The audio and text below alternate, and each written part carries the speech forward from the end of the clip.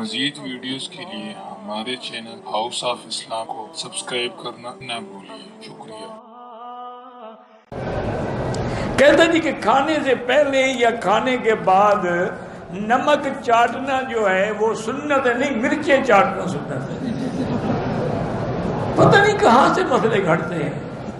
اچھا پھر نمک سے افطار کرتے ہیں، 10 روزے پانی سے، 10 روزے نمک سے، 10 روزے پتہ نہیں پھر مرچوں سے کہا وہ اچھی بات ہے۔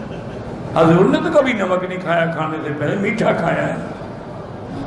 کھانے سے پہلے میٹھا کھانا سنت ہے۔ تم تو سویٹ ڈشز بعد میں دیتے ہو نا، یہ خلاف سنت ہے، یہ بدعت ہے انگریزوں کی۔ سنت یہ ہے کہ کھانے شروع ہونے سے پہلے میٹھا دو، جیسے یہاں عرب کے پاس جائے نا سب سے پہلے وہ کھجور لائیں۔ ہر حال اس کی وجہ ہے